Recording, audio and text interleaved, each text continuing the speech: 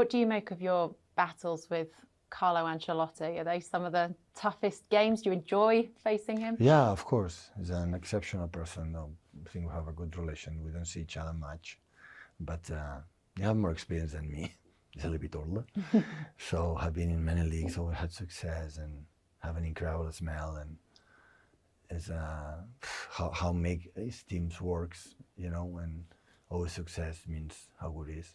What I really loved about Carlo was his man management, the way he adapted as well, because he had a way of coaching that probably didn't suit English football, but he adapted very quickly when speaking to me, Frank, Didier.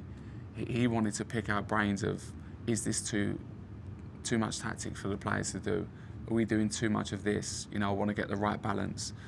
And that I've never had a manager actually in probably all my career that had asked the players and give them a bit of responsibility.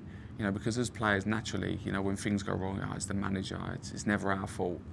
He brought into the fact that everyone buys into it and you have an input of what time you train, you know, so the responsibility is on you as a group, and he was part of that. It made you feel the togetherness was incredible, and obviously we went on to win some big things. And of course you know Carlo Ancelotti so well. He gets a lot of praise for his man management and that side of his coaching. Can you give us any specific examples around that and just what makes him such a player's favourite? Well, for me, it's the way that he manages the group.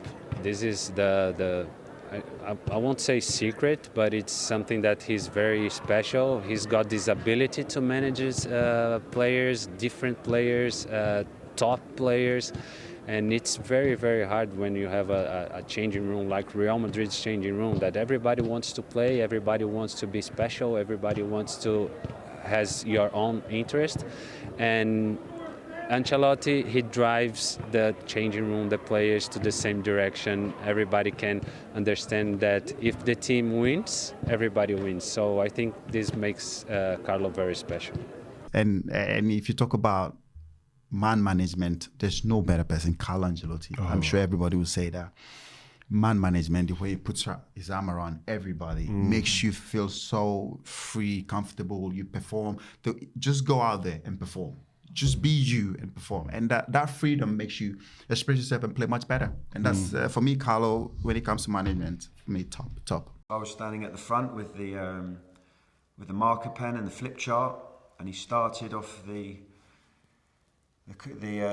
team talk, if you like, the night before the game by saying, you know, this is the last game of the season. You know, we know what we're able to do. We know the opposition. What do you think the tactics should be? And then, you know, there was a silence, and the players were obviously hadn't had this kind of question asked to them before. But gradually the hands started to go up and the points started to come down, and before you knew it, we had a list of defending points and a list of attacking points. And that was it. Team talk was done, tactics were decided, and the players went on and delivered. Sometimes coaches are scared of that, of, you know, giving all that responsibility, but you know, ultimately that's what it's all about. When the game goes on, you know, how much can the coach influence what's happening in a stadium that's full? There may be 70, 80,000 people. You could be away from home where the noise is deafening and you can't get the information to the players. So the players need to be able to make those decisions in split-second moments. So for me, the more responsibility the players can take, the better. And has your managerial style changed over the years? I saw in the game against Manchester City, you were talking to a lot of the experienced players on the bench during the game. You were always very calm, as always. But has it changed over the years? I think something is changed because football is changing. It's changing. Something to prepare the strategy of the game is changed. Something in the methodology of training is changed. What it doesn't change, the relationship with the players, with the people that is working with you. And if the players change their mentality as they get older? I think it's more difficult now. Yes. To be a player, and yes. It's more difficult to manage the players because the players are a big company now, not only a player. And you must be so proud of your players this year, you know, winning the league and winning it very comfortably. Of course, Saudi Arabia winning the Super Cup and now getting to the final, and more importantly, beating some of the best and the strongest teams in Europe. I'm really proud of my players, not all because not also because we reached great result, but because the relationship between us was good. I didn't have problem to manage them. They were all professional all the time, every day. Also the player that didn't play. It was from this aspect it was really not difficult to manage them. You've been called a tactical chameleon, Carlo, someone that doesn't have one set particular football system. And you've managed with great success across Europe, Italy, England, France, Spain, Germany. But how would you describe your footballing philosophy? You seem to adapt to whatever country or competition you're in. But it's difficult to say in one word. My philosophy is, first of all, you have to consider that you need to manage men, not players. Of course, they are not players. They are men that play football. This is different. First of all is this. So for me, it's really important the relationship, and it's really important the communication.